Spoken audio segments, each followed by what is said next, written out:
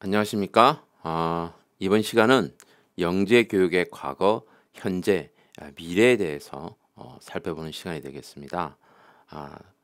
3차시 분량이기 때문에 1차 시당 30분씩 총 90분 분량으로 진행될 예정입니다. 그래서 강의가 계속되더라도 제가 중간에 잠시 쉬어가겠다 말하면 영상은 계속 나가지만 선생님들께서는 잠시 쉬었다가 그 다음에 연수를 이어서 들으셨으면 좋겠습니다. 사실 영상을 디지털을 30분 이상 하게 되면 스트레스를 받게 됩니다. 그래서 가급적 30분 정도 멈추고 그 다음에 또 30분 이렇게 한 10분 간격 휴식을 취하는 것이 훨씬 좋을 것 같습니다. 자, 그럼 지금부터 강의를 시작해 보도록 하겠습니다. 일단 저희들이 알아볼 거는 제목대로 영재 교육의 과거, 현재, 미래 이 세 가지 대해서 알아볼 거고요. 1차시, 2차시, 3차시라는 걸 알 수가 있을 겁니다. 그렇지만 이제 현재는 워낙 많이 하고 계시니까 좀 간단하게 가고 좀 미래 이쪽 부분을 좀 더 살펴보는 방향으로 하도록 하겠습니다. 먼저 과거 얘기입니다. 영재 교육의 과거는 그럼 도대체 언제 시작되었느냐라고 하면 사실 인류 역사가 기록됐을 때부터 영재 교육은 시작되었다고 볼 수가 있습니다. 그때부터 천재적인 철학자, 수학자 등이 있었기 때문에 또 예술가들이 있었기 때문에 당연히 그렇다 볼 수 있겠죠. 하지만 이렇게 체계화된 교육 체계, 교육 시스템으로 들어오게 된 것은 20세기 초부터입니다. 그러니까 1900년대 초부터 시작되었다 볼 수 있기 때문에 사실 따지고 보면 거의 한 120년 정도밖에 되지 않았습니다. 네.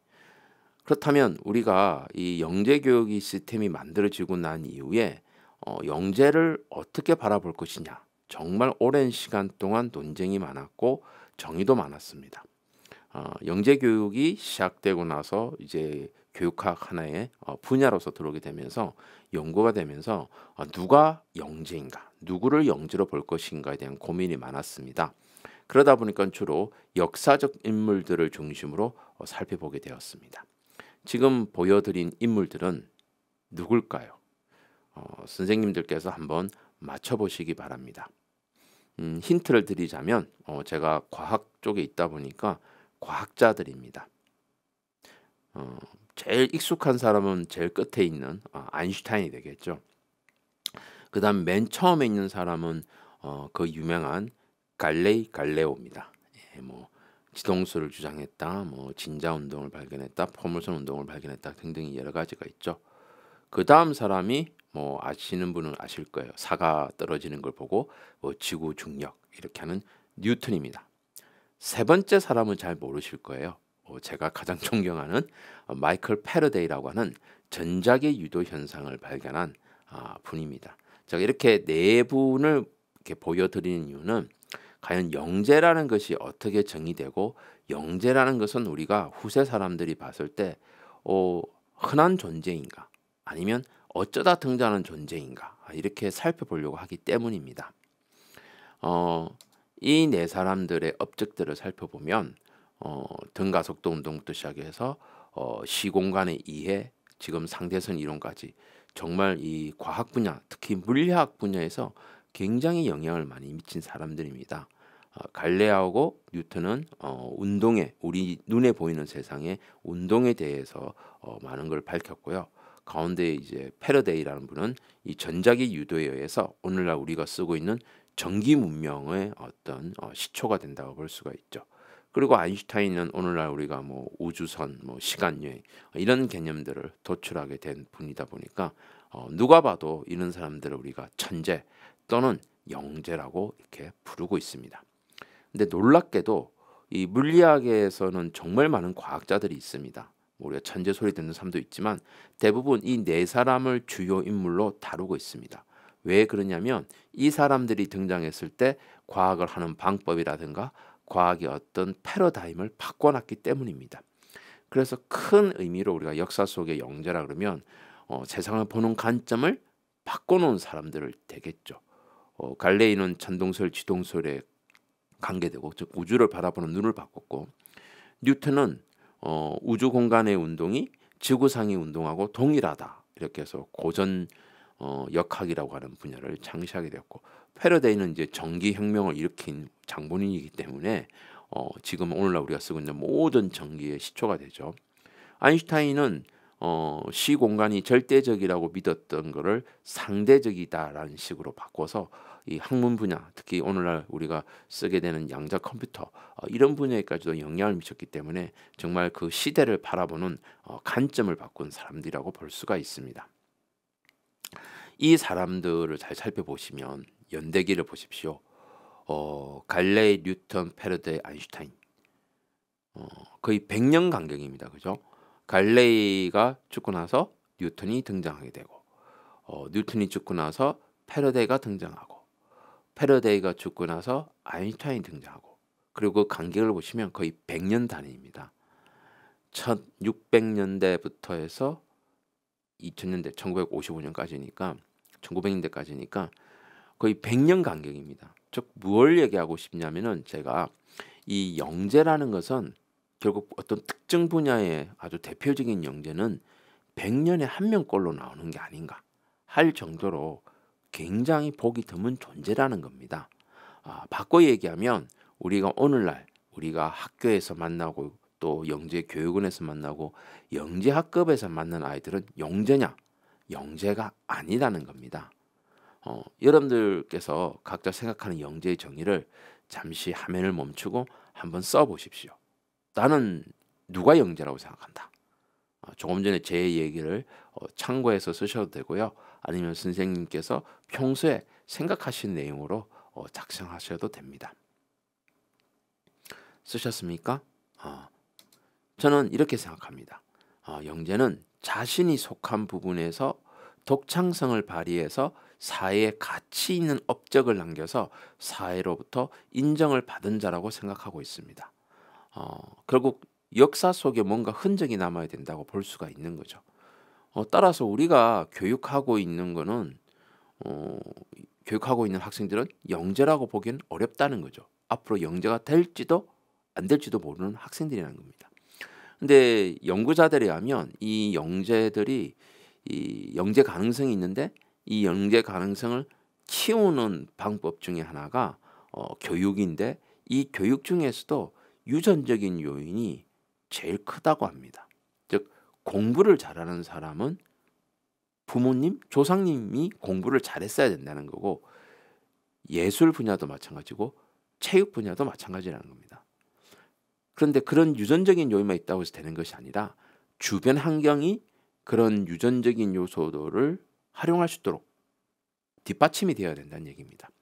예를 들면 공부를 굉장히 잘했던 집안에서 태어나서 IQ가 200인데 이 사람이 농장에서 계속 평생 동안 일한다고 하면 그런 영재성을 발휘할 수가 없는 거잖아요. 교육도 받기 어렵고 결국 유전적인 것이 가장 중요하긴 하지만 주변 환경이 얼마나 제공되느냐에 따라서 달라진다는 겁니다. 또 거기다 하나 더 그러면 유전적으로 똑똑하고 주변 여건도 교육받기 좋아요. 그러면 무조건 영재가 갈 수 있느냐? 그렇지 않다는 거죠. 본인이 노력해야 된다는 거예요. 그래서 끈기, 인내, 성취욕구, 극기와 같은 본인이 하고자 하는 열망, 열정이 없으면 어렵다는 거죠. 결국 유전, 환경, 본인의 노력이라는 이 세 가지가 딱 들어맞았을 때 영재로서 성장하게 된다는 겁니다. 조금 전에 보였던 과학자들은 나름대로 과학사적 위인전이 있습니다. 그 위인전의 내용을 보면 주로 어떻게 끈기하고 인내하고 성취했는가가 나와 있습니다. 즉 하기 싫어하는 사람들은 할 수가 없다는 겁니다. 따라서 학생들이 끈기 있게 뭔가를 욕구를 가지고 계속 극복해 나갈 수 있도록 하는 것은 결국 교육이 주는 가정과 학교에서 주는 환경이 그리고 그 속에서 어떠한 경험을 하느냐가 가장 중요한 요소가 될 것입니다. 따라서 영재 교육이라고 하면 우리가 어떻게 얘기할 수 있냐면 영재가 될 가능성이 있는 학생에게 교육 기회를 제공하는 것이라 볼 수 있습니다. 여기 계신 선생님들이 유전적인 거 줄 수 없습니다. 그죠? 끈기, 인내 줄 수 없습니다. 본인이 하는 거거든요. 결국은 선생님이 할 수 있는 것은 교육 기회를 제공한다. 학습과 체험을 제공한다라고 생각하시면 될 것 같습니다. 자, 그렇다면 이와 같은 교육 환경이 제공되면 학생들이 이제 영재성이 발달해야 되는데 이 영재성을 어떻게 볼 것인가 굉장히 논의가 많았어요. 근데 아까 말씀드렸듯이 영재 교육이 체계화될 때부터는 뭐에 중점을 두고 살펴보기 시작했냐면 주로 이 지능을 가지고 많이 다루게 됩니다. 그래서 갈톤, 비넷, 서먼, 헐링워스라는 사람들이 이 사람들이 이제 1960년대까지 쭉 1910년대부터 60년대까지의 꼬리에 꼬리를 물고 발달하게 되는데 갈톤이라는 사람은 지능이 유전된다는 걸 알았고 저 아까 말씀드렸던 유전적이 제일 강하다고 했잖아요.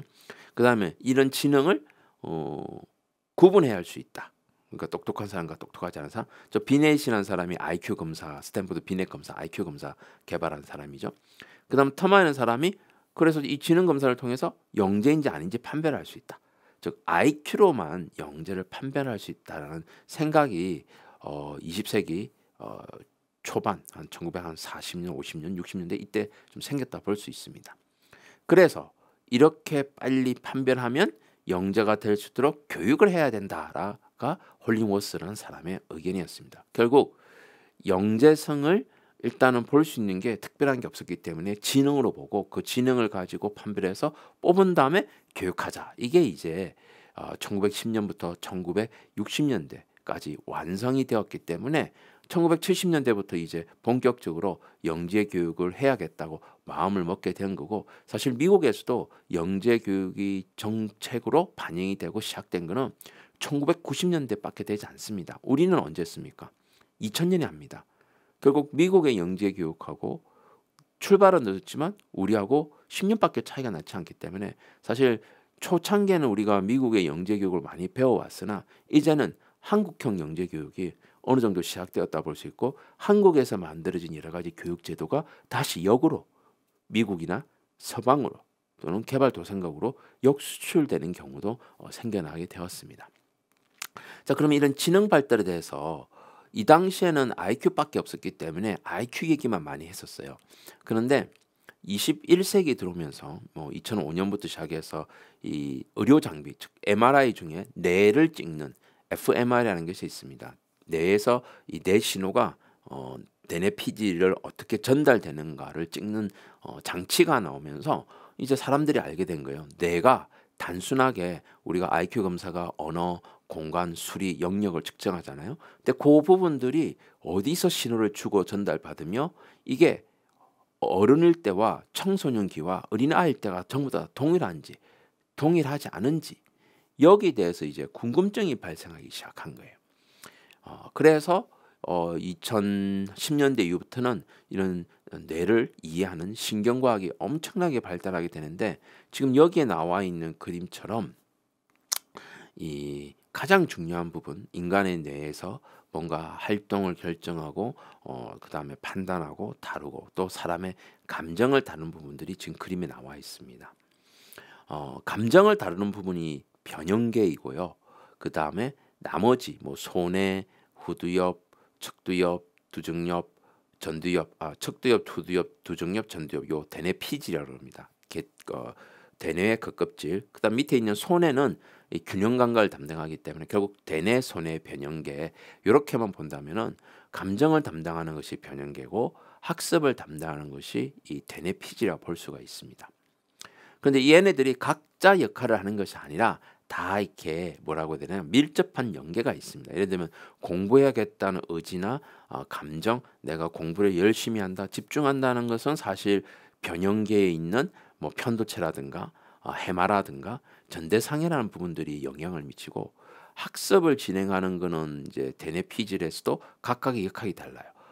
시각적으로 어떤 정보를 받아들이고 우리가 혹시 유튜브 영상을 본다. 그럼 후두엽이 이걸 먼저 받아들이고 그것에 나오는 언어나 글자, 문자들은 척두엽이 또 반응을 하게 되고 그리고 그 내용을 내가 감정적으로 좋다 나쁘다는 변형계가 좌우하겠죠. 그런 다음에 이거 듣고서 이거 정말 내가 감동을 받았고 이 내용이 내가 학습해야겠다. 이 부분은 전두엽이 또 담당을 하게 돼요. 그리고 또 우리가 유튜브를 보고서 요리를 만든다거나 뭘 따라 해보는 거 있잖아요. 목공이라든가 이런 것도 두정엽이 관장을 합니다. 근데 이런 것들을 균형감 있게 내가 어느 한쪽으로 치우치지 않고 몸을 균형을 잡고 뭘 해볼 수도, 요게 또 손해가 담당하고, 손해에서는 또 이 인간의 세밀한 이 감각적인 것, 즉 두정엽에 있는 운동신경. 또 우리 사람마다 가위질을 하면, 가위질을 할 때 어떤 사람은 정확하게 자르는 사람이 있고 어떤 사람은 삐뚤빼뚤하게 자르는 사람이 있어요. 이게 왜 차이일까? 연습의 차일까? 라고도 생각하지만 사실 물론 연습하면 훨씬 더 좋아지는 건 당연합니다. 그런데 가장 중요한 거는 두정엽이 굉장히 활성화가 되면 이런 과외지라든가 요리할 때 책을 쓴다든가 이런 부분들이 굉장히 깔끔하게 다듬어진다고 볼 수 있습니다. 마찬가지로 운동선수도 마찬가지겠죠.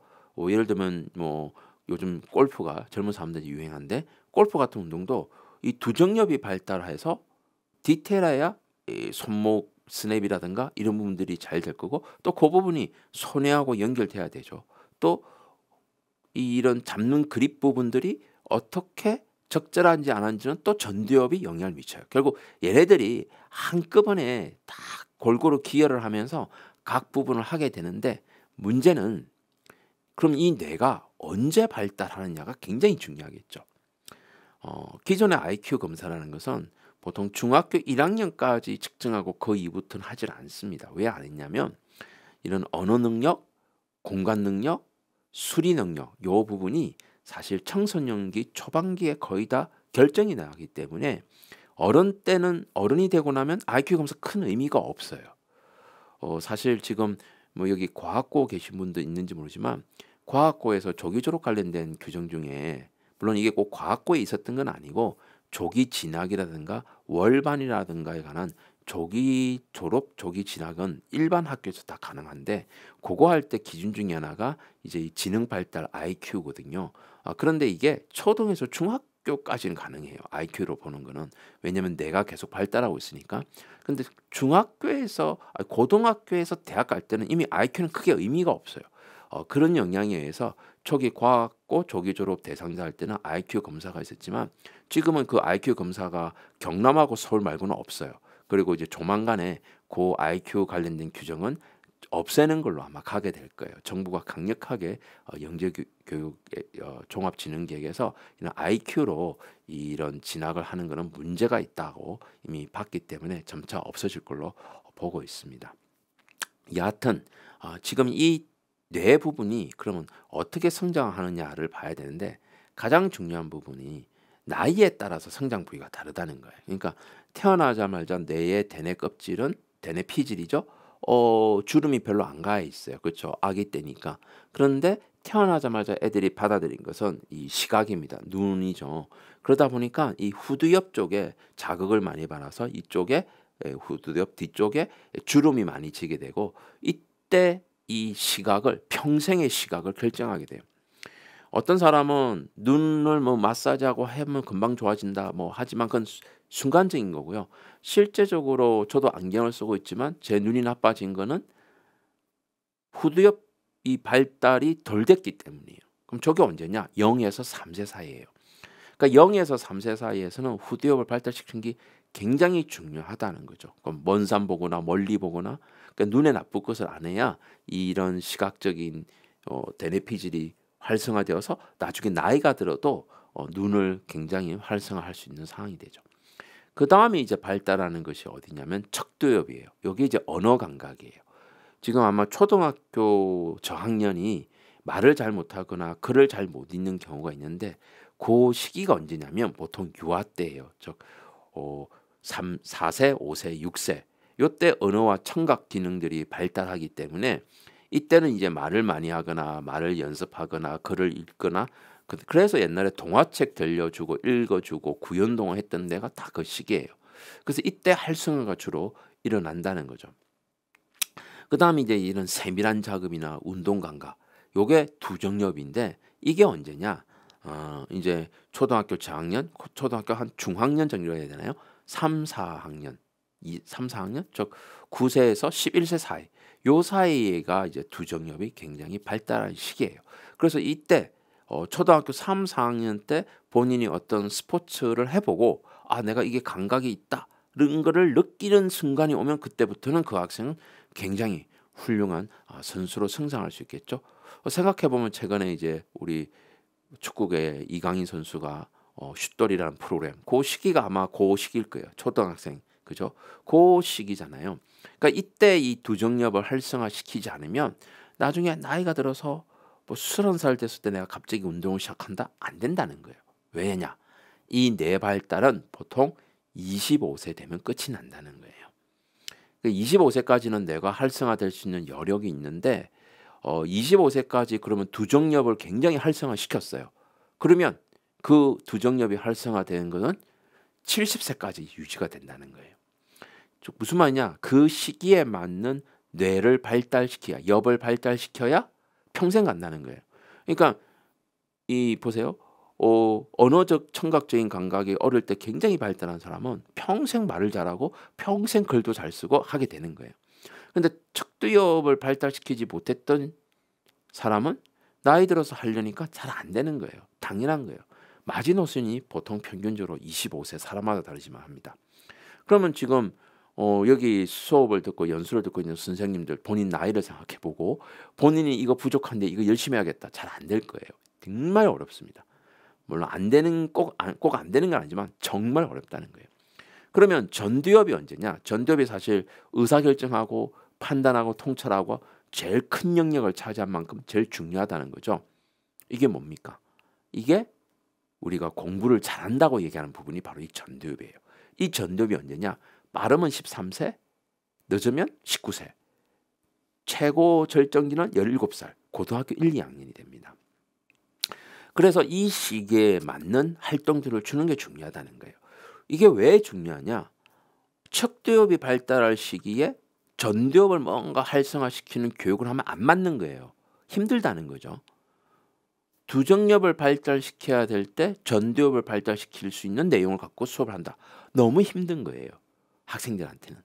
물론 영재성이 뛰어나고 성장이 빠른 애들은 그걸 받아들일 수가 있겠죠. 대부분 학생들은 그러지 못하니까 되게 어렵다는 얘기를 하는 겁니다. 그리고 이런 인간의 뇌를 알게 되면 우리가 이 뇌 발달에 맞는 교육 기회를 줘야 되는데 우리가 어떤 계획을 세우고 다음에 내가 뭘 해야지 다음을 뭘 해야지 이게 전두엽 기능이거든요. 청소년기에 이게 잘 없어요. 왜 없느냐?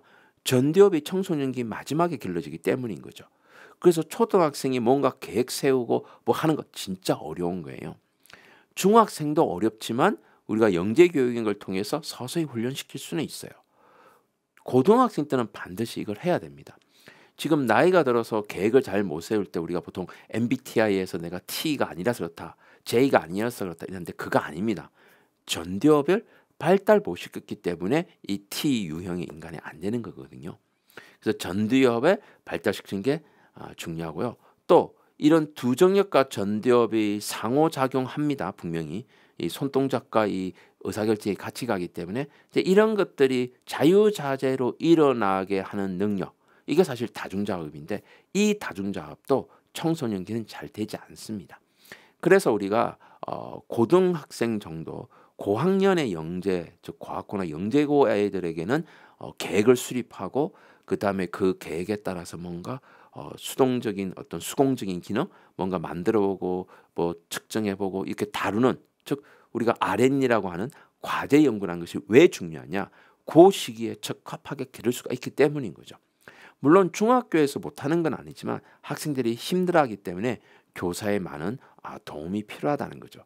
결국 초등학생은 후두엽 이미 끝났고 척두엽하고 두정엽을 발달시키는 그런 교육 프로그램이 필요하다면 고등학생은 전두엽과 두정엽을 발달시키는 게 필요하고 중학생도 두정엽과 전두엽 뭐 앞부분 정도 이렇게 발달시키는 교육을 할 수가 있다는 겁니다. 자, 그러면 이와 같은 10대는 오로지 이런 뇌 발달만 있느냐? 10대는 성호르몬이 나오는 시기이기 때문에 사실상 그런 호르몬을 몸이 받아들일 준비가 안 돼 있잖아요. 처음 겪는 거기 때문에. 그래서 스트레스가 굉장히 많이 생깁니다. 그래서 굉장히 스트레스에 취약하기 때문에 이런 스트레스를 극복하는 방법들도 교육 프로그램에 들어가야 되는데 특히 이 영재성이 높은 아이일수록 이 금방 주눅이 들거나 실패하면 좌절한 경우들이 많습니다. 주눅이 든다 그러잖아요. 그러니까 이걸 극복하려고 그러면 결과적으로는 함께 하면서 대인관계라든가 유연성을 가지면서 자기 돌봄을 할 수 있는 모둠 활동 같은 거, 그리고 뭔가 해봐서 뭐 안 되겠지만 해본다라고 하는 이런 도전 과제 중심으로 진행을 하면 이런 회복 탄력성들이 길러지고 실패해도 또 할 수 있는 것들이 생기게 됩니다. 또 한 가지는 최근에 이제 막 떠오르는 거 있잖아요. 디지털 기술. 학생들은 이제 뭐 초등학생부터 엔트리를 쓰고 뭐 스마트 기기 쓰고 뭐 요즘 학생들 SNS 다 할 줄 알잖아요. 근데 이런 디지털 기술들을 학생들이 왜 자꾸 한번 하게 되느냐? 이게 약간의 중독하고 똑같습니다. 왜냐하면 뇌에서 약물에 의해서 중독을 일으키는 부위하고 이런 어떤 것에 집중하면서 일으키는 중독 부위가 거의 비슷해요. 그래서 디지털과 연결되어 있어야 되는 강박관념을 느끼기 때문에 항상 손에 핸드폰 들고 다니는 거예요. 근데 이게 적당하면 뇌에 좋은 영향을 미쳐요. 왜냐하면 어디에 미치냐면 특히 게임 같은 부분들은 두정엽하고 후두엽, 해마 이런 부분들에 영향을 미치면서 앞에서 말씀드렸던 두정엽을 발달시키고 후두엽 언어 부분을 발달시키면서 전두엽에 영향을 미쳐서 작업 기억과 시공간 능력이 확대되니까 적당히 하는 것은 나쁘지 않아요. 게임하는 거는. 그리고 이렇게 게임을 하고 그다음에 학습하고 이렇게 따로 해야 되는데 게임과 학습을 같이 하면 어떻게 되느냐. 이게 바꿔 얘기하면 내가 공부를 하는데 음악을 듣고 있어요. 음악이 공부 도움 된다. 거짓말이에요. 어른들은 괜찮아요. 10대는 다중작업, 즉 뭐와 뭐를 동시에 하는 것이 잘 안 돼요. 그래서 게임은 게임대로, 공부는 공부대로 따로 해야 되거든요. 만약에 학습을 하면서 뭔가 음악을 들으면 이 학습을 하려고 하는 집중도가 음악에 방해를 받기 때문에 스트레스를 받게 됩니다. 이 스트레스를 일으키는 원인의 호르몬을 코르티솔이라는데 이 코르티솔이 너무 많아지면 우울감, 좌절감에 빠지기 때문에 그래서 활동과 학습을 구분하는 체계적인 어떤 방법들을 진행해야 되거든요. 어떻게 보면 이런 내용들을 몰랐던 미국의 영재 교육자 중에 렌줄리라는 사람은 PBA라는 수업을 하면서 학습 따로 활동 따로로 구분하고 1부, 2부, 3부를 하면서 했거든요. 그래서 이런 부분들을 염두에 두는 게 좋을 것 같아요. 지금 뭐 저희들이 하고 있는 대부분의 영재 교육 프로그램 중에는 활동을 진행하면서 그중에 학습할 거야 라고 생각하지만 안 됩니다. 학습 따로 활동 따로 이렇게 가는 것이 가장 좋다라고 볼 수가 있습니다. 자, 그래서 이렇게 보다 보니까 영재 교육을 크게 두 가지 관점으로 나눠서 볼 수가 있습니다. 첫 번째는 객관주의라 그래서 보편적인 아이들 중에 똑똑한 아이가 있으니 이 아이가 영재가 될지도 모르니까 잠재력을 키워보자. 그래서 정규교과 수업을 받고 추가적으로 좀 더 하는 거. 이게 이제 미국과 유럽 방식이고 오늘날 우리의 초등학교 영재학급, 중학교 영재교육원 여기에 해당하는 거예요. 그에 반해서 주관주의는 얘는 워낙 특별하고 특이하기 때문에 별도의 교육 과정을 따라야 돼. 즉 초중등 교육법에 의한 국가교육 과정 따를 필요 없어. 이게 엘리트 교육이라고 하는 영재학교입니다. 사실 과학고도 처음에 그렇게 했으나 지금 과학고는 영재 교육 시스템 안에서 뭐 조금은 도움은 되지만 사실은 초중등 교육법을 따르는 일반 학교, 그 특수 목적고이잖아요. 그래서 이런 엘리트 교육을 했던 방식이 이스라엘, 싱가포르예요. 근데 잘 보시면 국가 크기가 영향이 있죠. 결국 우리나라는 그 중간쯤에 해당하다 보니까 중학교까지는 객관주의를 따르고 고등학교에는 주관주의를 따르는 이런 형태를 진행하게 된 겁니다. 그래서 현재 우리가 교육법상에 나오는 이런 것들은 이렇게 영재교육 프로그램을 초중학교는 영재학급 영재교육원, 고등학교는 영재학교를 통해서 차별화된 교육 프로그램, 그런 별도의 교육 과정을 갖고 진행을 한다는 이야기입니다. 30분이 지나갔지만 좀 더 할게요. 뒤에 이제 현재 부분을 좀 작게 할 거기 때문에. 자, 그렇다면 이와 같은 영재 학생들은 어떤 특징을 갖고 있느냐? 이제 뭐 초등학생부터 고등학생까지 뭐 수준 차는 있겠지만 보여지는 면은 비슷할 거예요. 일단 언어 능력이 뛰어납니다. 우리가 이제 면접이란 걸 하잖아요. 그럼 훈련받아서 한다고 얘기를 많이 합니다. 물론 언어도 말하는 것도 훈련받으면 잘할 수가 있어요. 근데 질문의 내용을 듣고서 뭔가 새로운 아이디어를 내거나 뭔가 집중하거나 뭔가 호기심을 갖는 거는 말을 잘한다고 해서 되는 건 아니거든요. 그래서 이런 것들이 하나만 잘하는 것이 아니라 골고루 잘하는 것이 가장 중요한 내용이라 볼 수 있습니다. 물론 언어 같은 경우가 좀 약하지만 나머지가 뛰어날 수도 있기 때문에 그래서 어느 하나가 부족하다고 하는 게 아니라 골고루 보면서 다방면에 여러 부분들이 우수한 면이 있으면 우리가 영재 교육의 대상자로 봐도 되는 부분이죠. 그다음에 이제 정의적 특성은 이제 태도 부분이 되겠죠. 주로 좀 민감하고 열정적이고 그다음에 완벽주의가 좀 있습니다. 그리고 자기를 비판적으로 보는 경향이 뛰어나고 이런 게 있습니다. 사실 요 위에 있는 자아 개념, 자기 통제력 이런 부분들은 전두엽과 관련된 부분이죠. 결국 영재로서 가능성이 높으려면 어릴 때부터 자기를 바라보는 눈, 그 초인지 또는 메타인지, 즉 전두엽이 많이 활성화돼 있어야 된다는 거고, 그 다음에 또 하나는 도덕 발달과 정의감이라는 게 있어요. 요게 이제 왜 중요하냐면 사실 우리가 이제 과학자 중에 천재적인 과학자 중에 나쁜 과학자, 뭐 만화나 영화 같은 데서 보면 나쁜 과학자가 나쁜 짓 많이 하잖아요. 그럼 그 사람을 영재라 볼 것이냐? 천재적인 과학자지만 영재는 아닌 거죠. 왜 그렇게 보냐면 아무래도 이 영재 교육이라는 것은 일반적인 사람에 비해서 훨씬 더 많은 예산 투여, 국가적 예산뿐만 아니라 교육 어떤 이런 환경들이 많이 제공되니까 일종의 의무감, 도덕감 이런 것들이라 볼 수가 있죠. 그래서 사실 그동안 수많은 과학자들 인류 역사에서 많이 있지만 교과서에 등장하고 우리가 천재다, 영재다라고 부르는 사람들은 보통 인류 공룡에 기여하거나 이바지한 사람들을 얘기하지 자기만을 위하거나 자기 걸 챙기기 위해서 했던 사람들은 그렇게 다루질 않습니다. 바람직하지 않겠죠. 결국 교육 자본이 투자가 되다 보니까 이런 도덕 발달과 정의감을 가지게 되는데 그래서 이제 많은 사람들이 이런 걸 굉장히 강조를 해왔어요. 근데 시대가 변해서 이제 요것보다는 이제 개인의 어떤 효용성, 성과도 많이 따지다 보니까 이런 부분들이 조금 약해진 점은 있지만 그래도 이런 부분들을 강조해야 교육적 의미가 있지 않을까라고 생각합니다. 자, 그래서 지금까지 제가 이제 이 영재라는 것에 대한 역사 얘기부터 시작해서 현재 어떻게 진행되었는가를 가져왔기 때문에 선생님들께서는 본인이 소속된 기관에서 어떤 걸 하면 좋을지 한번 써보세요. 이것도 화면을 멈추고 써보시면 나는 이런 거를 하는 게 어떨까라는 생각이 들 거예요. 이제 이건 무슨 얘기냐면 지금 현재 선생님들이 만나고 있는 영재 학급이나 영재 교육을 학생을 떠올려 보면 이와 같은 지적 특성, 정의적 특성, 뇌발달 과정을 이해하셨으니까 그러면 나는 이런 걸 애들한테 해줘야겠지라는 내용을 한번 여기 써보시라는 거예요. 다 쓰셨습니까? 예, 이게 뭐 답은 있는 건 아닙니다. 자, 그렇다면 영재 교육은 그러면 그동안 어떻게 진행되었느냐? 사실 과거 얘기는 뭐 이미 뭐 논문도 있고 교재도 굉장히 많이 나옵니다. 초창기 때는 당연히 잘 몰랐을 때니까 똑똑하니까 학습 속도가 빨랐겠죠. 그래서 속진을 해야겠다 생각을 했었어요. 그래서 속진이란 것은 초등학교 3학년이 초등학교 5학년을 배운다. 지금은 이제 사교육에서 이런 거 많이 하잖아요. 수학을. 그러니까 교육과정 자체를 아예 앞단계 배우는 걸 속진이라 그럽니다.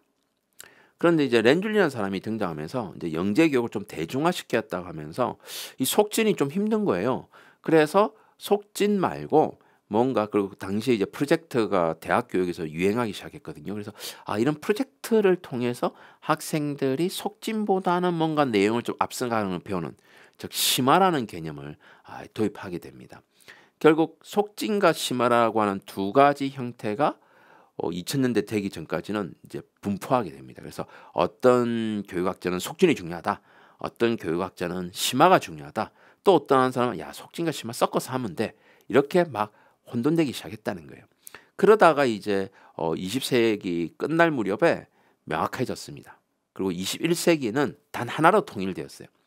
영재 교육에서 가장 중요한 부분은 속진도 심화도 아니고 그냥 모든 것들을 다 해보고 수제 내용을 선정하더라도 사회적 문화적 맥락을 파악한 다음에 문제를 해결하기 위해서 자신의 아이디어를 내는 이런 사고 기능을 기르는 것이 가장 중요하다고 본 거예요.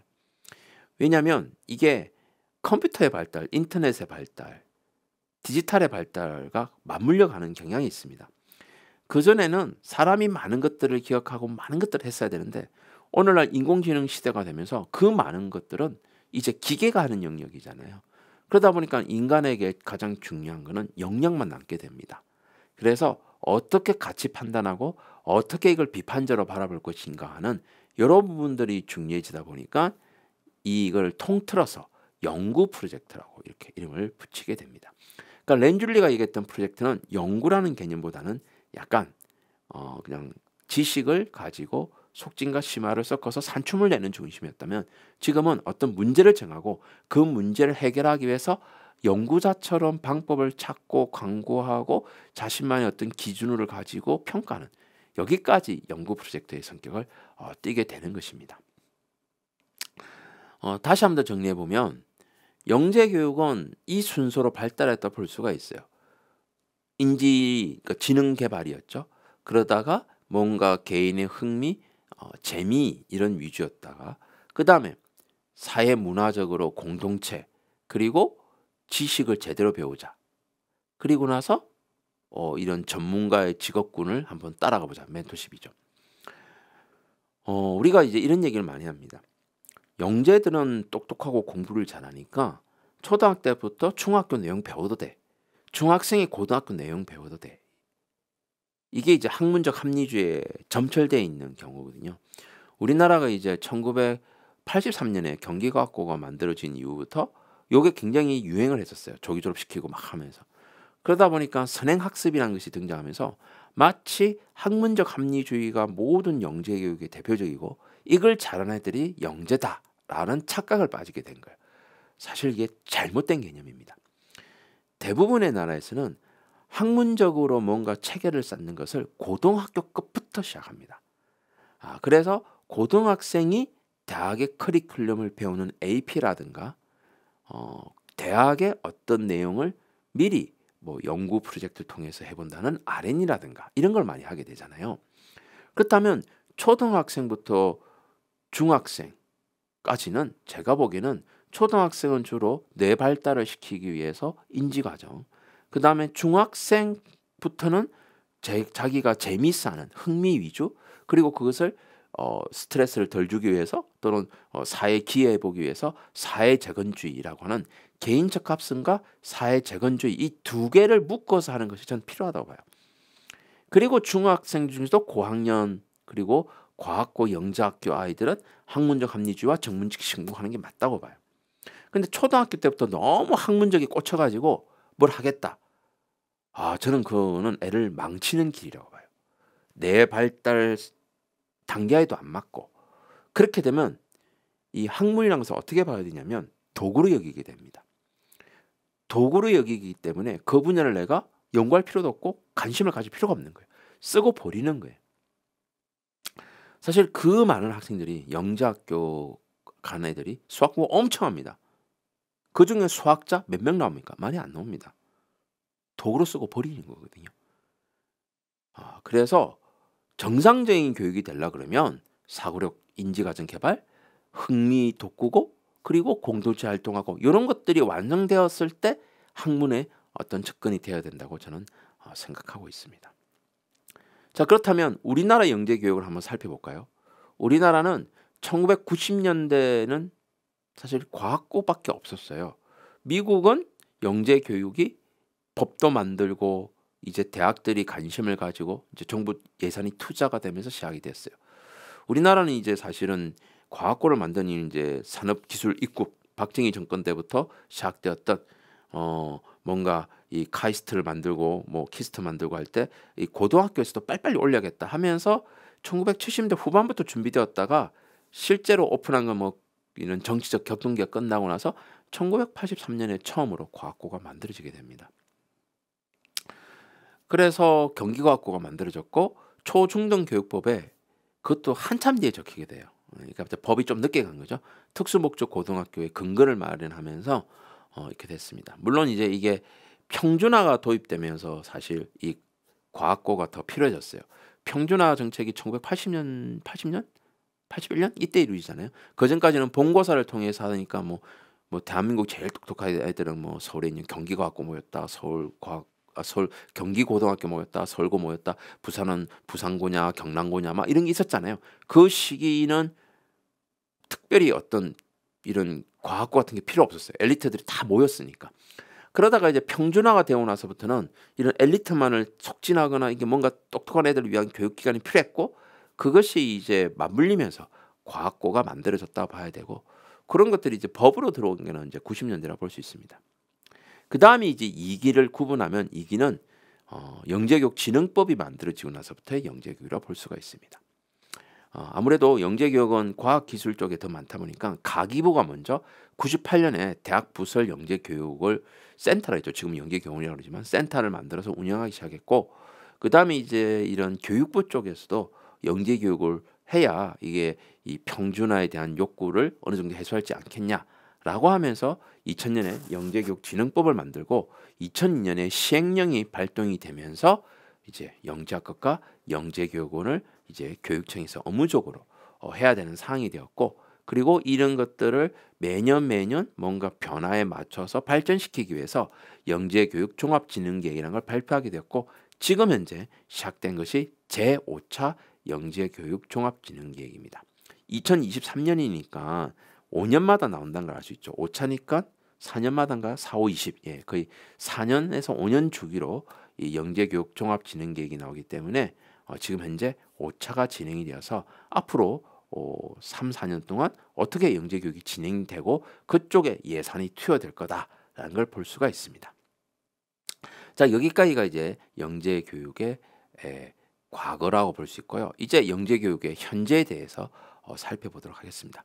선생님들께서 조금 지치시면 잠시 숨을 돌려셨다가 영상을 멈췄다가 이어서 보시면 될 것 같습니다. 영재교육의 현재는 선생님들께서 지금 접하고 있는 거기 때문에 금방 이해가 되실 거예요. 그래서 지금 영재교육 기관들이 있습니다. 과학영재학교, 과학고, 물론 과학예술영재학교도 있습니다. 뭐 어쨌든 영재학교고요. 지금 현재 7개? 8개? 모르겠어요. 7개 정도가 있죠. 7개죠. 그 다음에 이제 또 만든다 그러잖아요. 그 다음에 이제 과학고는 영재교육진흥법상에서 빠져나갔습니다. 그죠? 영재학교와 과학고가 동일하냐 다르냐 논쟁 끝에 초중등 교육법에 의한 그냥 특수 목적고로 되어서 법상에도 역할을 달리놨습니다. 과학영재학교, 영재학교는 영재를 발굴하는 거고 과학고는 인재를 양성한다 돼 있는데, 항상 영재교육에 과학고가 들어간 이유는 고등학교급에서 영재교육 실적이 사실 많지가 않아요. 그러다 보니까 이제 과학고가 학생 수가 많다 보니까 집어넣어서 따지는 경향들이 많습니다. 어쨌든 여기 계신 분들은 주로 어디에 종사하고 있냐면 이 영재학급, 그 다음에 교육청이 운영하는 영재교육원, 그리고 뭐 과학고 뭐 이렇게 연계돼 있을 걸로 보여집니다. 경남은 영재학교가 없잖아요. 그래서 저런 부분들이 있을 것 같고요. 2022년 기준을 보면 일단 영재교육 대상자가 점점 줍니다. 약간 피라미드 구조죠. 계속 줍니다. 그래서 초등학생이 제일 관심이 왔다가 줄어드는데 당연히 줄 수밖에 없어요. 영재교육으로 살아남으려면 영재성이 계속 발현이 돼야 되고, 가장 중요한 것은 끈기, 인내 이런 부분들에서 이루어지는 거죠. 그러다 보니까 개수도 위로 갈수록 작아지고요. 그리고 학생 수도 점점 작아지게 됩니다.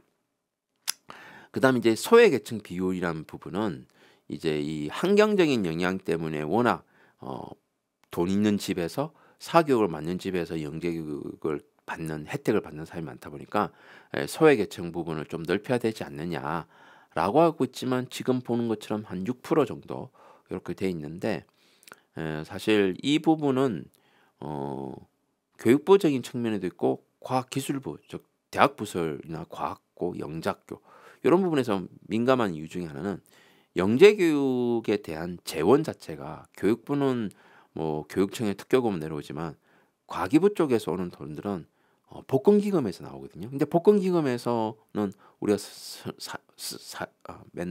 맨날 사는 건 아니지만 그 로또 샀을 때 기금으로 조성이 되는 그 돈인데, 거기서 영재교육 하라는 돈은 없어요. 그냥 교육의 이 소외 계층에 대해서 사회의 어떤 배려 대상자 쪽으로 뭔가 돈을 쓰도록 돼 있는데, 영재교육도 어느 정도 이런 사회 배려 대상자다. 왜냐하면 영재교육 자체가 개인의 능력에 따라 교육받을 권리가 우리나라 교육법에 명시가 돼 있어서 그러다 보니까 영재 교육 받는 애들은 내 능력은 뛰어난데 학교가 그런 걸 못 주니까 따로 나도 배려받아서 교육을 받아야 된다. 이런 개념들이 좀 있는 거예요. 여하튼 소외계층이라고 하는 부분들 물론 저 부분들이 저희들은 이제 이미 좀 가난하거나 또는 다문화거나 뭐 여러 가지 사회 여건 교육 환경이 좋지 않은 걸로 하고 있지만 여전히 저게 유지되고 있다는 점은 눈여겨봐야 될 부분들 중에 하나입니다. 그리고 사실 저렇게 해서 공동체적인 어떤 활동들을 하면 학생들이 좀 더 이런 공공성인 분야들이 좀 길러지지 않을까 이런 생각을 해봅니다. 현재 지금 가장 지배적인 것은 올해 발표되었죠. 올해 3월에 발표된 걸로 알고 있습니다. 2027년까지 적용되고요. 창의적 인재 양성, 뭐 창의 인재란 말은 계속 써왔고요. 근데 여기서 눈여겨봐야 될 부분이 인간상을 두 개로 쪼갰다는 점입니다. 사실 제가 이제 한 2년 전에 과학고하고 영재학교 선발제도 개선 방안을 교육부로부터 연구를 진행했는데 그때 제가 이제 주된 관점이 뭐였냐면 국가 예산이 들어가는 이런 교육기관이 어떤 학생들을 뽑고 있고 그 뽑힌 학생들이 어디로 가고 있는가 굉장히 큰 관심사였어요. 물론 이 연계교육진흥종합계획이 나오기 직전에 굉장히 심각한 일이 있었죠. 대학 입시에서 학생들이 이공계로 갔다가 바로 의대로 가는 뭐 반수하거나 또는 카이스트 갔다가 다시 의대 가는 너무 많았잖아요. 그 원인이 어디에 있느냐를 봤을 때 기본적으로 이 공공성에 대한 마인드가 좀 부족하고 본인에게만 충실하지 않았느냐. 그렇다면 보통 우리가 공공성적인 얘기를 되게 많이 얘기합니다. 그렇지만 실제로 교육이 일어나는 부분들은 개인의 어떤 효용성을 더 강조하다 보니까 아예 대놓고 인간상을 개인과 공공으로 나누고 개인적인 거를 지향하는 것도 있고 지향하는 것도 있고 공공적인 것도 지향하는 것도 이렇게 따로따로 명확하게 제시되는 것이 더 오히려 더 낫지 않느냐라는 측면을 잘 반영했다고 봅니다.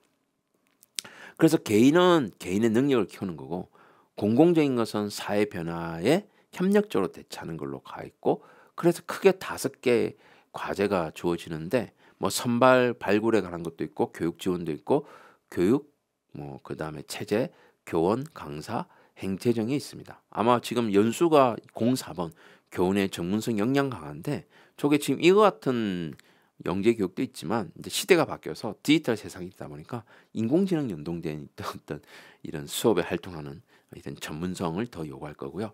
그 다음에 이제 맞춤형 교육 이런 부분들이 좀 더 개인의 어떤 것들을 주어져야 된다고 이렇게 얘기되고 있습니다. 그래서 이제 별도의 이제 세부 과제들이 있습니다. 그래서 지금 여기 계신 선생님들이 본인의 어떤 교육기관에 맞는 학교법에 맞는 사업들이 생성이 될 거고요. 요게 이제 사실은 국가 예산이 투여되는 부분들입니다. 그리고 매년 이런 것들을 점검해서 이제 교육청도 이런 걸 점검을 받거든요. 그래서 특교고이나 이런 것들에 돈의 예산이 달라지기 때문에 결국 저기 01-01, 01-02 뭐 이런 부분들 있잖아요. 그러니까 저런 부분들이 현재 앞으로 2027년까지 쭉 영재 교육의 사업으로서 이루어질 거라고 볼 수가 있습니다. 그럼 결국은 여기 계신 선생님들은 04번 전문성을 갖춘 교원 양성 배치 이 부분이 영향을 미칠 거고요. 그 다음에 뭐 영재학급 영재교육운영 내실화 특성화 저게 어떤 형태로 뭘 하라고 내려올지 모르지만 어쨌든 저런 부분에 돈이 쓰여질 거라는 것을 알 수가 있습니다. 그 다음에 미래사회 역량 함량 이런 것들도 주어질 걸로 알 수 있고요. 그리고 이제 그렇게 되면 현재는 이랬는데 앞으로 이렇게 갈 거야 라는 것도 있는데 현재보다는 앞으로 투비라는 부분들이 저 방향으로 지향점으로 사업이 진행될 거다라는 거예요. 그래서 성교육 후 선발 이 말이 뭐냐면 온라인상에서 먼저 교육을 하다가 그걸 통해서 선발을 해라 이거거든요. 그러니까 지금은 선발한 다음에 교육하잖아요. 기존의 학교에서 뭐 또는 추천에 의해서. 근데 이제는 교육을 먼저 한번 시켜보고 근데 그럼 교육을 어떻게 시킬 것이냐? 온라인 교육입니다. 그래서 온라인으로 자료 만들고 교육하는 것이 이제 활성화될 걸로 보여진다라고 알 수가 있습니다. 그래서 이 부분 성교육 후선발 이 부분 좀 관심 있게 봐야 될 부분이고요. 그 다음에 이제 이 디지털 분야 영역 확대 등이 있습니다. 그래서 아무래도 디지털 분야들이 더 강조돼야 될 거고요. 그래서 이제 연수에서도 점점 디지털 부분들이 증가하는 추세로 나타나게 될 걸로 보여집니다. 자, 그리고 이 제5차 영재교육 종합진흥계획이 이제 발표가 사실은 작년 12월에 됐어야 되는데 2003년 시작되고 난 뒤에 3월 달에 나왔거든요. 그게 나온 이유는 아무래도 입시 영향이 굉장히 컸습니다. 그리고 이런 입시와 관련되어서 영재교육을 바라보는 학부모의 인식, 즉 학부모들은 영재교육을 명문대 입학 경로, 특히 의대 가는 진학 경로로 많이 생각하고 있다라고 생각하는 거죠. 그러다 보니까 지금 현재 사교육에서도 초등학교 4학년 대상 사교육, 그게 의대반이라고 보통 얘기하고 있더라고요. 그리고 영재교육이 위로 올라갈수록, 즉 특목고, 과학고나 영재학교 갈수록 사교육 받은 학생이 유리하다는 인상이 되게 강합니다. 그래서 요거를 좀 없애자가 제5차 영재교육 진흥종합계획의 이 목표로 삼고 있어요. 물론 이걸 하려고 그러면 영재교육뿐만 아니라 주변의 대학 입시제도라든가 정말 많은 것들이 같이 함께 노력하고 바뀌어야 되는 부분들이 있습니다. 근데 그런 것들이 바뀐다는 전제하에 그랬을 때 우리가 무엇을 열심히 해야 될 것이냐. 그 말은 사교육이 아닌 다른 방면으로서 인재를 뽑는 방법을 써야 되고, 그 다음에 교육기관을 이런 입학 대비가 아닌 좀 더 내실화를 강해서 특히 시대에 맞는 소프트웨어, 인공지능, 사회예술 이런 분야를 강조하는 수업으로 바꿔야 된다. 즉 학문 중심으로 기존의 선행학습 위주였던 교과 지식 위주 좀 안 했으면 좋겠다 이런 얘기예요.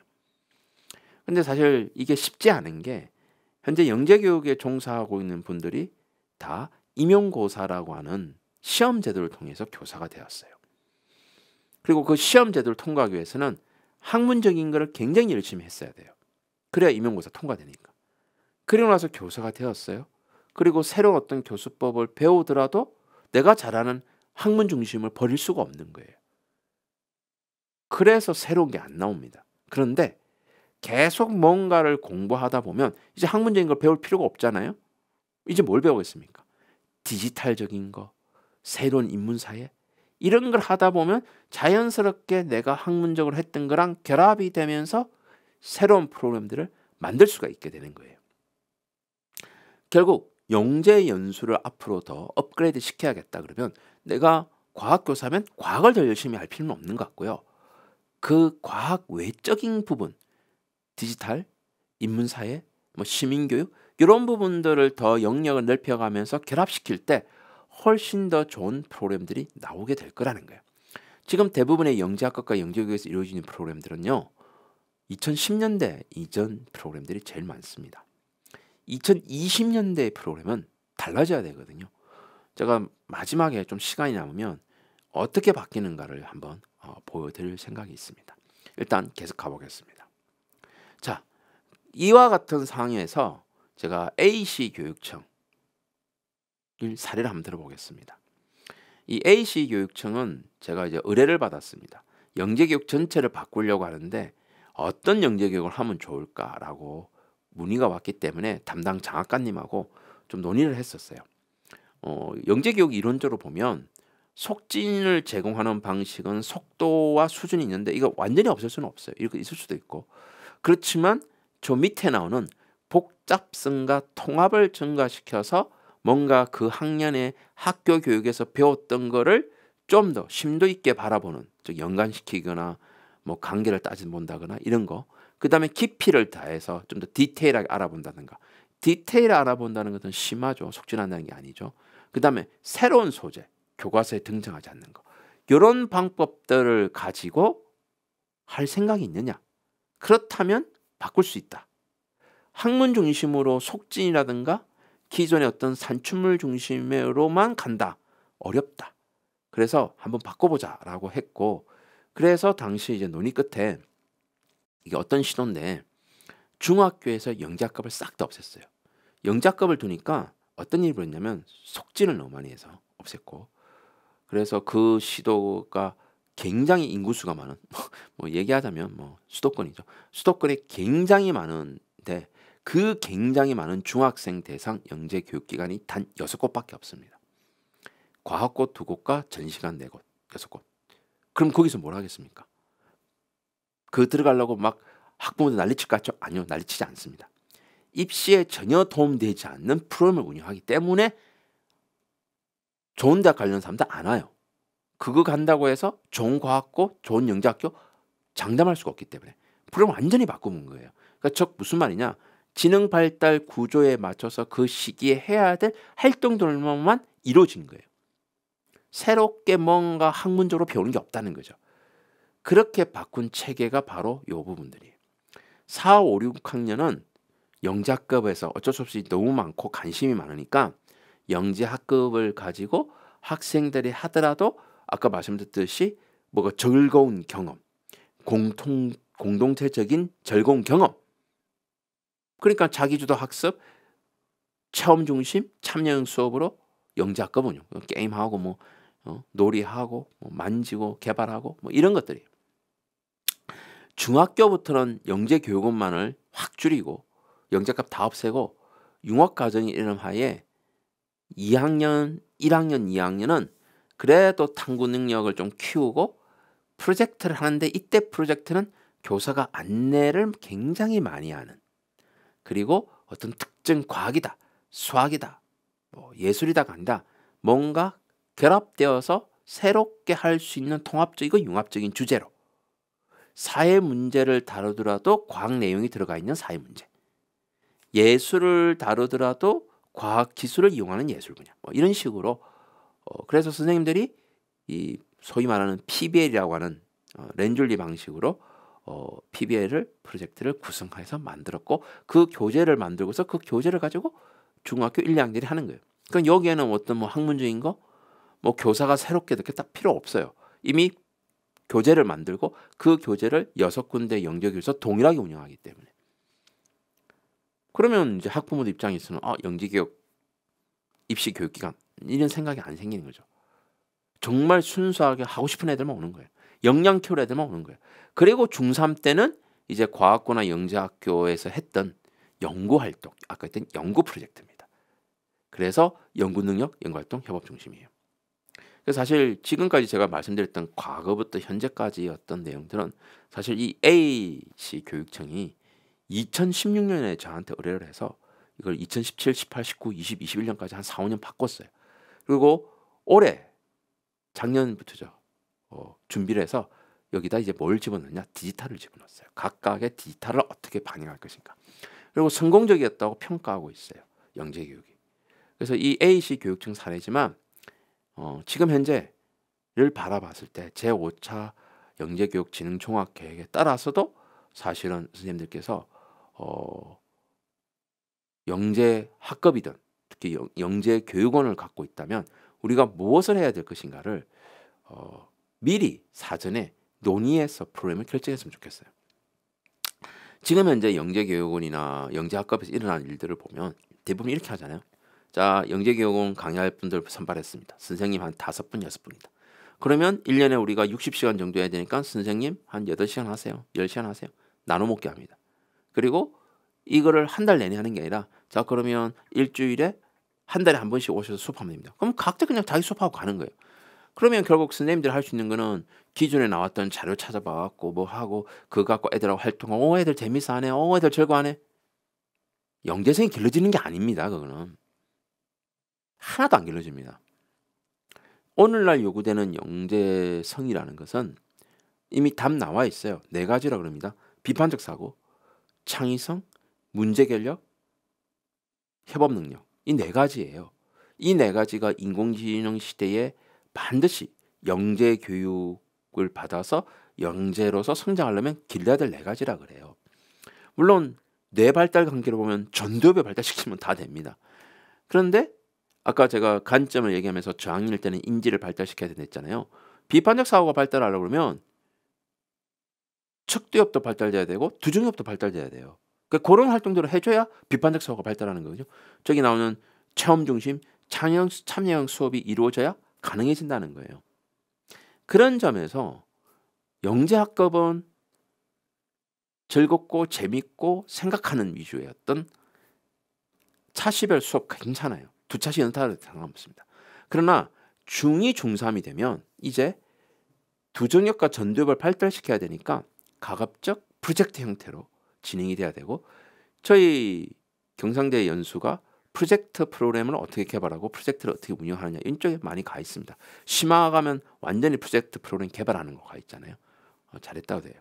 그 다음에 이제 중3 되면 과제 연구, R&D라고 하는 그러니까 학생들이 문제를 정하고 자기 나름대로 연구를 진행하는 방식. 요 방식이 가장 중요하게 좌우가 될 것 같습니다. 자, 영재교육의 현재가 끝났습니다. 그리고 시간도 60분이 지났습니다. 영상을 멈추시고 잠시 쉬었다가 이 영재교육의 미래 부분을 이제 들으시면 될 것 같습니다. 30분 내로 끝내도록 하겠습니다. 인공지능 시대는 특히 뭐 미래 사회라고 봐야겠죠. 사실 이 미래 사회가 어떤 게 요구될지는 2010년대부터 굉장히 많은 사람들이 연구를 했어요. 연구하는 방식은 간단해요. 학자들한테 물어보는 게 아니라 최전선, 기업의 최전선에 있는 사람, 연구하는 사람, 최전선에 있는 사람들한테 야, 앞으로 한 10년 뒤가 되면, 한 20년 뒤가 되면 어떤 사람들이 사회에 쓸모있고 어떤 역량들을 길러야 될까를 물어본 거예요. 그래서 굉장히 많은 사람들 의견을 수합했더니 이게 2013년에 나온 보고서입니다. 지금부터 10년 전에 나온 건데 지금도 이 얘기하고 있거든요. 지금 현재 길러야 될 것들. 디지털 리터러시, 창의성, 융합, 협업, 공감, 소통, 창업가 정신, 자기주도 학습 역량. 제가 아까 현재 얘기하면서 했던 얘기잖아요. 서로 협력하면서 자기주도 학습하고 공감과 소통을 통해 새로운 아이디어를 디지털로 구현 학습. 제가 이 전체 역량을 한 문장으로 쓴 거예요. 자, 지금 여러분들이 수업하고 있는 거 또는 2학기 때 수업하려고 하는 거 과연 협력하고 있나? 자기주도적으로 하나? 공감과 소통이 있나? 새로운 아이디어를 내게 하나? 디지털로 구현하는 경험을 주나? 체크해 보세요. 이걸 다 하고 있다면 정말 훌륭하신 거고요. 나는 이게 좀 부족하다. 그럼 메꾸셔야 되는 거죠. 요런 교육을 하는 것이 앞으로 굉장히 중요하다라는 거고요. 그렇다면 미래 영재 교육은 어떻게 해야 되느냐? 자, 2017년에 기업이 바라본 이제 요게 이제 뭐냐면 카이스트 마치 가지고 연구소 가거나 대기업의 연구직으로 가는 요런 사람들에 대해서 물어본 거예요. 그랬더니 미래는 이런 변화가 일어난대요. 과학 기술이 대중화가 일어나요. 사실 생각해 보면 예전에 우리가 영상 찍고 편집하는 거 정말 어려웠어요. 근데 지금은 아이폰이나 스마트폰 하나 있으면 다 합니다. 그리고 생각해 보니까 뭔가 연습을 많이 했느냐? 연습도 많이 안 했어요. 그 숙련 연습하는 것도 붕괴가 돼요. 미분 방정식 풀려고 그러면 정말 미분 방정식 연습을 많이 풀어야 되잖아요. 요즘은 사진 찍어서 올리면 인공지능이 풀어주거든요. 그러니까 기술의 범용화되고 숙련 경계가 붕괴되니까 내가 열심히 외워서 뭔가 연습한다. 암기한다. 크게 의미가 없어지는 거예요. 그리고 직업도 정말 디테일하게 쪼개집니다. 요즘 최근에 제가 살펴본 직업 중에 SNS 코디네이터가 있대요. 이게 무슨 얘기냐면 유명인들이 자꾸 SNS에 사고 치니까 그거를 갈래주고 테마를 잡고 하는 전문 직업군들이 이런 뭐 기획사, 연예 기획사 같은데 생겨난다는 거예요. 그걸 SNS 큐레이터라는 직업군이래요. 와, 참 희한한 직업이 생기죠. 그러니까 더욱더 세분화가 된다는 거예요. 그러니까 이런 변화 속에서 세상이 이렇게 변해가는데 내가 물리를 너무 잘해. 내가 물리 문제를 너무 잘 풀어. 이게 무슨 의미가 있겠냐고요.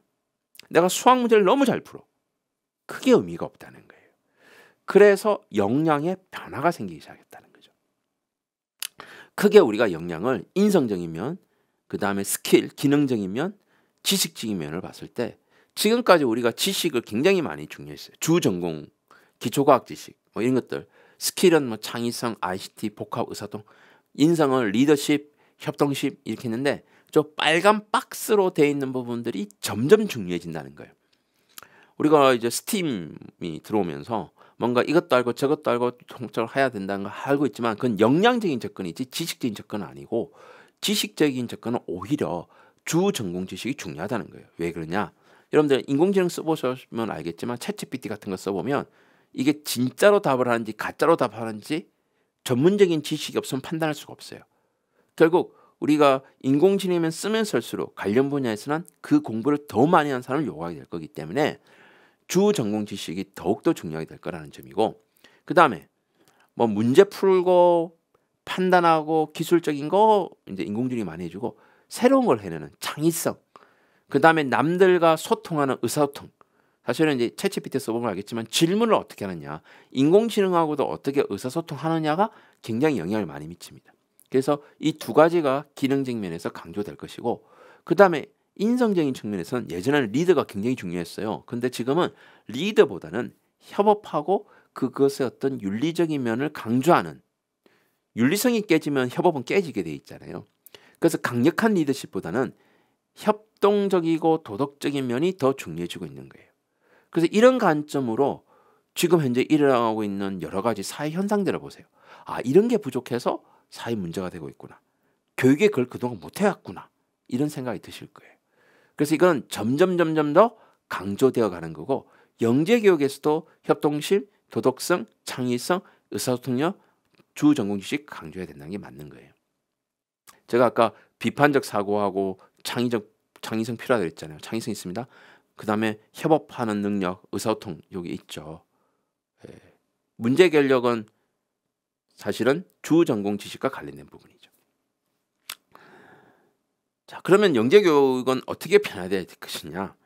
기존에 우리가 산업사회에서는 지하 자원으로부터 물질을 추출한 다음에 그 물질을 가지고 물건을 만들어서 물건을 팔아서 돈을 버는 시스템. 현재 우리 산업 구조가 그렇잖아요. 그래서 어떤 분은 1차 산업에 종사하고, 어떤 사람은 자연과학 연구하죠. 물질. 그 다음에 물건 만들죠. 공장에서, 대기업에서. 그리고 물류센터 판매합니다. 쇼핑몰에서. 이게 현재 우리 사회 모습이에요. 그러다 보니까 자원을 주로 많이 다루는 데가 어디냐면 이제 뭐 농대죠. 물론 농대도 이제 자원에서 물질을 많이 끄집어냅니다. 자연과학대. 그다음 물질 제조가 공대죠. 상품 파는 게 뭡니까? 경영대입니다. 그래서 사실 모든 대학이 공대, 자연대, 농대, 경영대가 제일 학생 수가 제일 많아요.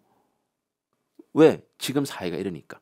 그러다 보니까 이 빨간색 돼 있는 자원에서 물질을 끄집어내는 첫 단계가 제일 중요하고, 교육은 주로 저기서 일어났어요.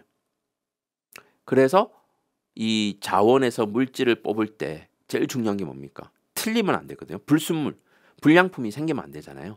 그러다 보니까 정확한 지식과 정확한 방법을 익히는 게 중요해서 이것을 명제적 지식과 절차적 지식이라고 그러고, 이런 지식을 얼마나 배웠느냐, 알고 있느냐를 가지고 평가하다 보니까 수업 방식도 뭔가를 자꾸 설명해라, 뭔가를 자꾸 예측해라, 이렇게 나옵니다. 이게 우리가 지금 내고 있는 중간고사, 기말고사잖아요. 다음 보기 중 옳게 설명된 것을 모두 고르면, 이게 수능 문제잖아요. 그러니까 여전히 수능 제도는 우리가 현 시대에 안 맞다고 얘기하는 이유가 바로 이미 이건 산업시대의 산물이에요. 산업시대에는 저렇게 뽑힌 애들이 일을 잘할 수밖에 없는 구조를 갖고 있었기 때문에 당연했던 거예요.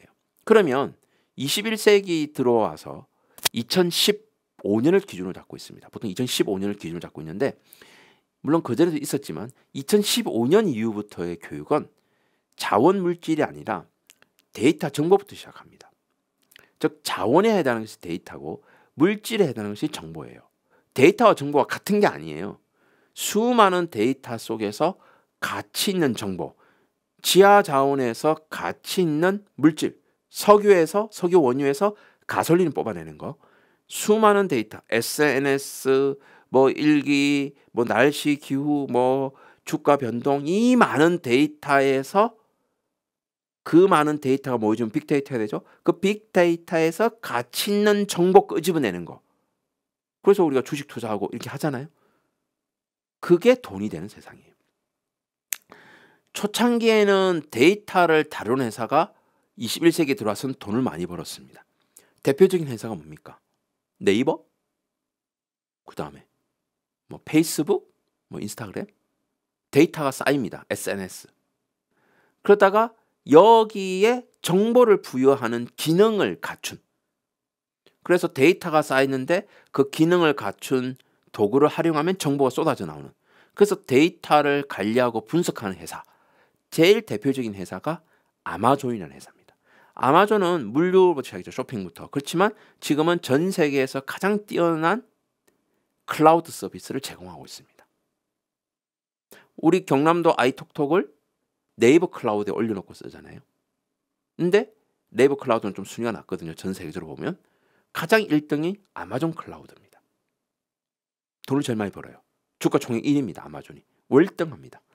구글, 페이스북이 못 따라잡았죠. 그런데 지금은 어디까지 왔느냐? 지금은 이 지능화 시대까지 왔어요. 지능화 시대가 되면서 난리가 났습니다. 네이버도 난리가 났고 아마존도 난리가 났고 구글도 난리 났고 페이스북도 다 난리가 난 거예요. 왜? 요 부분이 더 중요해지니까. 데이터 정보는 이제 밑으로 깔리니까. 생각해 보세요. 1차 산업 국가에서 2차 산업 국가로 갔을 때 3차 산업 국가로 갔을 때 경제가 고도화가 됩니다. 자, 1차 산업 국가 현재 초기에 뭡니까? 물론 워낙 석유가 많으면 돈을 많이 벌겠지만 사실 뭐 저개발상국이라는 나라, 아프리카 쪽이 자원만 많지만 제대로 안 들어가죠. 물질을 제조해서 돈 많이 버는 나라들이 독일과 일본이에요.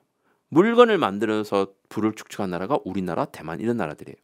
상품 판매 잘해서 만든 나라가 영국, 싱가포르예요. 위로 갈수록 소득이 높습니다. 그죠? 고도화가 됩니다. 마찬가지로 데이터에서 지능으로 갈수록 산업이 고도화가 됩니다. 초창기 때 인터넷이 나오고 SNS가 나올 때만 해도 데이터, 그 다음에 이 데이터를 정리해주고 분석하는 게 정보였어요. 그러니까 여기까지는 뭐 자원물질 비슷했듯이 데이터 정보는 뭐 비슷했어요. 근데 지능이 딱 튀어나오면서부터 산업 판도가 바뀐 거예요. 그래서 지금 이 지능에 돈을 댔던 아마존이 아니죠. 어디입니까?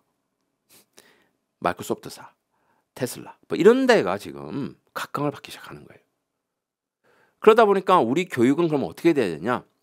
데이터에서 정보를 가는, 이 자원에서 물질 가는 것이 중요했듯이 데이터에서 정보로 가는 교육이 더 중요하게 된 거예요. 그럼 데이터는 뭐냐? 정보 처리하는 겁니다. 그리고 데이터에서 정보를 끄집어낸다는 거는 데이터를 처리했으니까 사실 이게 데이터 처리라고 하는 게 맞겠죠. 근데 우리가 그냥 일방적으로 정보 처리 기술이라는 말을 쓰니까 정보 처리 역량입니다. 그리고 어떻게 가치 있느냐? 이게 전략적 지식이에요. 역량으로 보면 의사소통과 문제 해결에 관계된 거죠. 그러다 보니까 이 수업이 뭐냐면 정답을 찾는 것이 아니라 주장을 다루는. 그러니까 이런 데이터로부터 내가 이런 주장을 했어. 이 주장은 이렇게 해서 가치가 있는데 근거가 있어. 라는 형태라는 겁니다.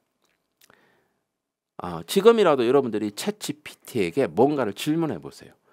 뭐 전 세계적으로 가장 영향력 있는 인물은 뭐냐?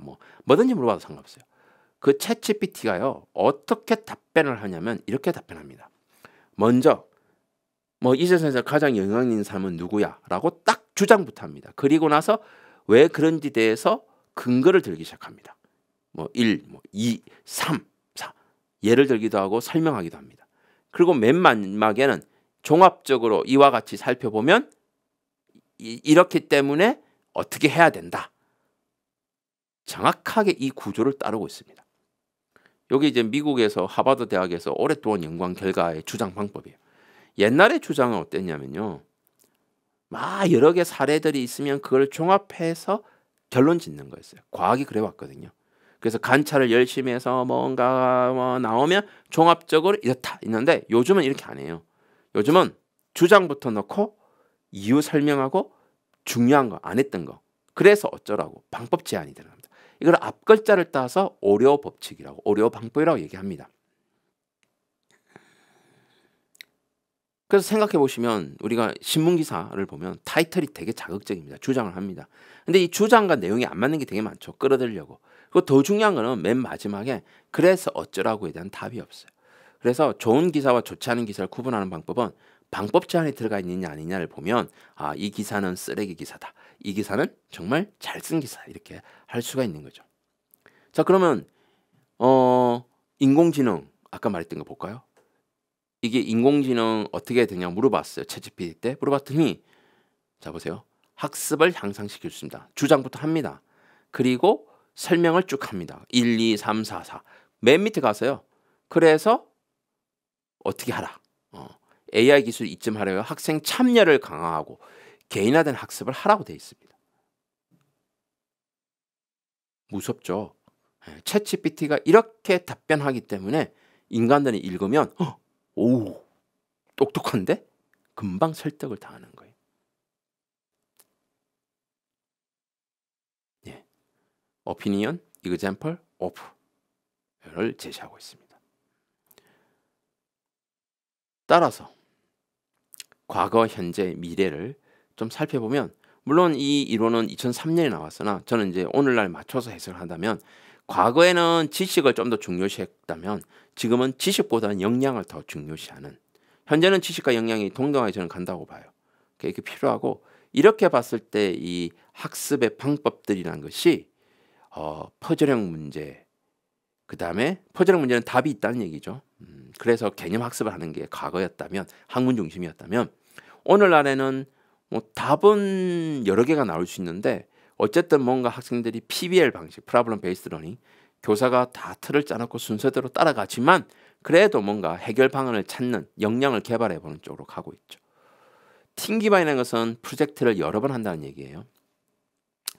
그 다음에 미래는 문제도 본인들이 찾아내고 과제 연구 같은 거죠. 역량이 더 되면. 그래서 아까 그 A 교육청이 했던 거죠. 어떻게 보면 초등학생들은 이제 탐구를 좀 더 열심히 하고 그래도 기능을 많이 익히고 재미있어야 되니까 그 다음에 중학교 1, 2학년은 PBL 방식으로 하고 중3은 과제 연구 스타일 CPS 방식으로 하고 크리에이티브 프로블럼 솔빙이라고 합니다. CPS라고 합니다. 물론 이제 제가 이제 아까 그거 짤 때도 이 표를 염두에 두고 사실은 제안을 했고 그걸 굉장히 받아들였고 그렇게 진행을 했더니 정말 영재교육 받을 애들만 남았다. 지금 제 5차 진행 종합계획에 딱 들어맞는 거다. 저는 그렇게 생각해요. 예. 자 그러면 여기까지 어떤 교수 학습 체제의 교육 방법이 변화했다면 자 이제 인공지능 쓰는 거 알아봐야겠죠. 인공지능은 정말 많은 도구들이 있지만 가장 최근에 나온 겁니다. 한 2주 전에 나온 건데요. 지금 앱이 나왔습니다. 안드로이드에 있고 iOS도 있는데 리튼이라는 거를 검색해서 까시면 물론 이제 아이폰에는 챗GPT 앱이 생겼습니다. 그렇지만 그거는 이제 뭐 챗GPT고 이 리튼은 이제 우리나라 회사에서 만든 건데 이렇게 앱을 설치하시거나 앱을 다운로드 받으시거나 아니면 카카오톡에서도 바로 할 수 있습니다. 채널로 친구 추가를 합니다. 여기 그림에 나와 있듯이 잠시 화면을 멈추셔서 보시면 되는데요. 채널을 검색해서 채널이 있다면 친구 추가, 채널 추가를 하면 바로 쓸 수가 있습니다. 카톡을 나눌 수가 있거든요. 그 인공지능하고. 그리고 이것도 이제 3.0이나 4.0을 쓸 수가 있는데 그래서 제가 최근에 쓰고는 리튼이란 거는 이제 GPT 3.5가 있고 GPT 4.0 둘 다 쓸 수가 있습니다. 물론 GPT 4.0은 시간은 오래 걸리지만은 그래도 좀 더 디테일이 나옵니다. 미래에는 영재교육이 지금보다 더 많이 활성될까요? 물어봤어요. 더 활성화될 가능성이 있대요. 교육의 중요성이 더 높아지고 기술 발전이 많아지고 또 온라인 시스템이 만들어지니까 아까 이제 선교육이 있었잖아요. 더 넓어질 거라는 거예요.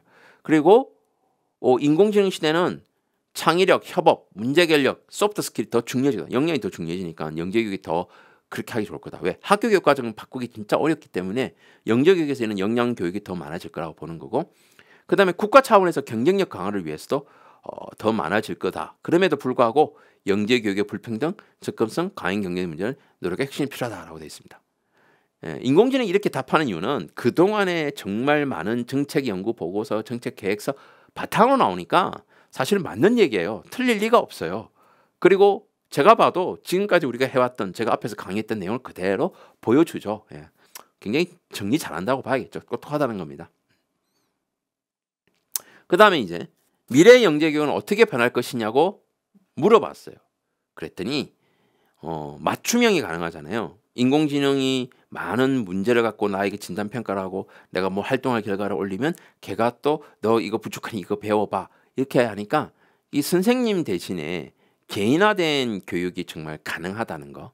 그 다음에 이제 온라인으로 많이 이루어지니까 이러닝 보는 것뿐만 아니라 비대면 수업도 가능하고 그리고 최근에 하이플렉스라는 개념도 나오는데 그거는 이제 심화 과정에서 나올 건데 하이플렉스는 학생이 온라인 강의를 들을게요. 아니요, 나는 그냥 오프라인 가서 할게요.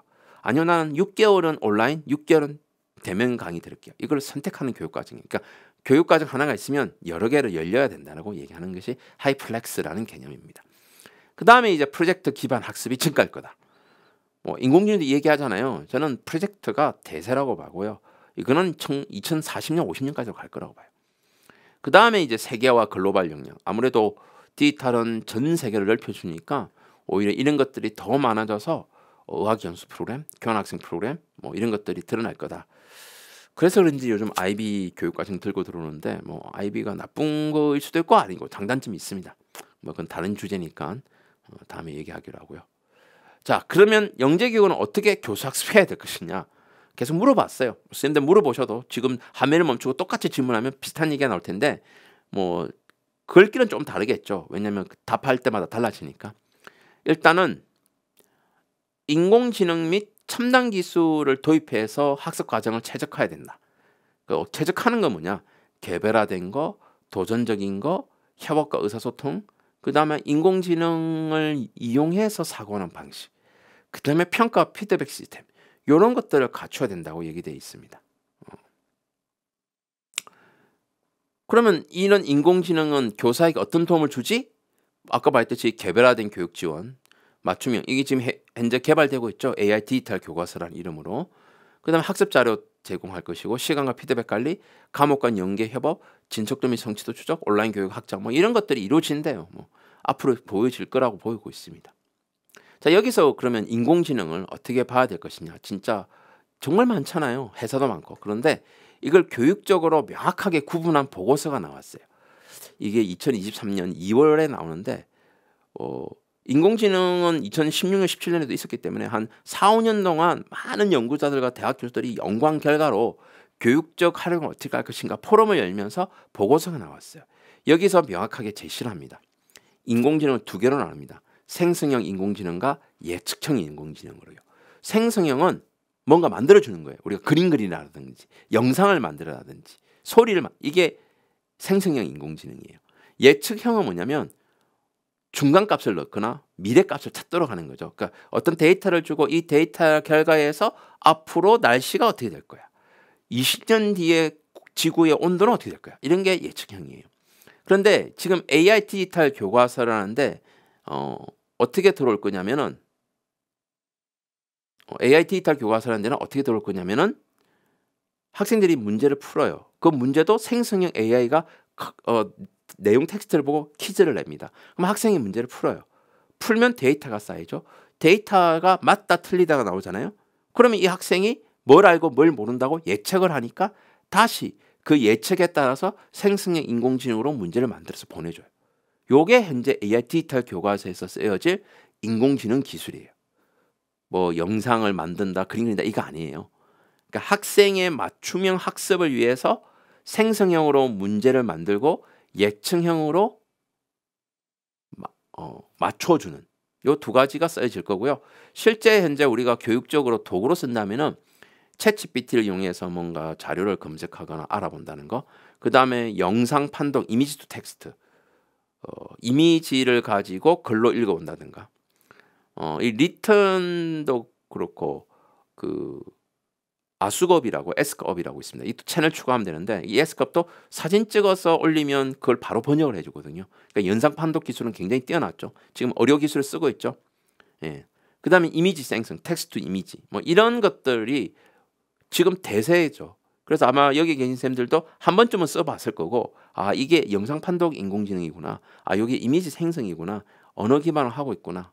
워낙 유명한 게 챗GPT다 보니까 그 다음에 이제 이미지죠. 그 다음에 영상 판독은 주로 산업 분야에 많이 쓰고 있는 거고요. 그렇지만 우리는 교육을 생성형 인공지능과 예측형 인공지능으로 보겠다고 했기 때문에 여기는 어떤 거는 생성형이고 어떤 거는 인공지능일 수 있어요. 자, 하나 예를 들어 볼게요. 조사활동 수업을 한번 진행한다 생각해 봅시다. 조사활동 하려고 그러면 옛날에는 구글 같은 데다가 뭐 친 다음에 검색하고 일일이 들어가서 봤을 거예요. 근데 이걸 인공지능한테 한번 시켜서 보겠다는 거예요. 첫 번째는 이 바드가 이제 챗GPT의 대항마인 구글의 인공지능입니다. 바드에서 찾고 싶은 데이터를 표현식으로 출처를 요구합니다. 출처를 왜 요구하느냐? 거짓말을 많이 하니까 할루시네이션이라고 그러는데 인공지능은 유사성으로 답을 하기 때문에 비슷한 자료가 있으면 거짓 정보라도 알려줍니다. 근데 아예 없으면 모른다 그러거든요. 없다 그럽니다. 모른다 하지 않습니다. 자, 그래서 이걸 어떻게 하냐면 순서는 이래요. 데이터를 표를 그리게 해요. 그런 다음에 그 표를 내가 그림으로 그리고 싶은데 내가 할 필요가 없다 이거죠. 그래서 파이썬으로 그 그림 그리는 코드 짜줘.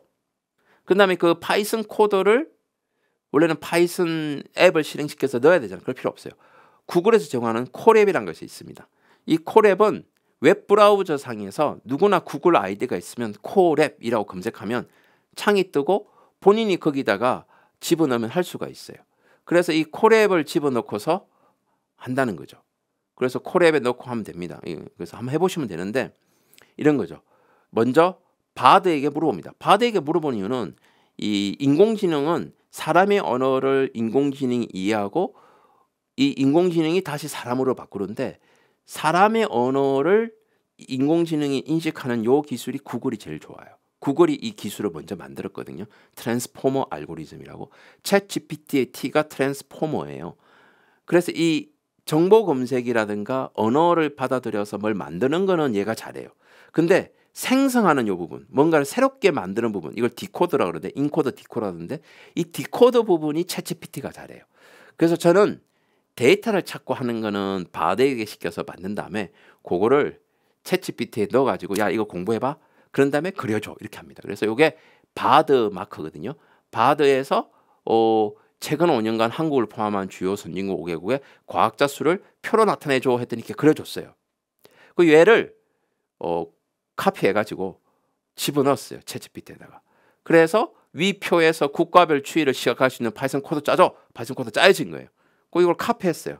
카피한 다음에 구글 콜앱에 가갖고 구글 콜앱에 가면 이런 데 있거든요. 그러니까 여기다가 붙여넣기를 했어요. 뭐 코드 하나도 모릅니다. 실행시키면 결과물로 그래프가 이렇게 나와요. 그러면 모든 전 세계가 증가하고 있구나. 그렇지만 미국이 압도적이구나. 국가별 순위는 변동 없이 계속 과학자 수는 많아지는구나. 이렇게 할 수가 있다는 거죠. 자, 다시 한 번 더 가보면 인공지능을 이용해서 검색도 하고 그것을 이용해서 코드도 짜고 그것을 시각한 거예요. 잘 이해 안 되시면 다시 한 번 더 영상을 보시면서 저는 인공지능을 여러 개 써서 바드하고 챗GPT 둘 다 썼거든요. 챗GPT가 아까 말했듯이 검색 능력이 좀 약하니까 물론 GPT-4를 쓰고 플러그인을 쓰면 되는데 사실 GPT-4를 쓰려면 거의 뭐 28,000원 매달 돈을 지불해야 되잖아요. 근데 그렇게 할 수가 없잖아요. 그래서 무료로 쓰되 바드도 무료니까 바드에 가서 여기서 이제 선생님들이 자기 분야에서 써도 돼요.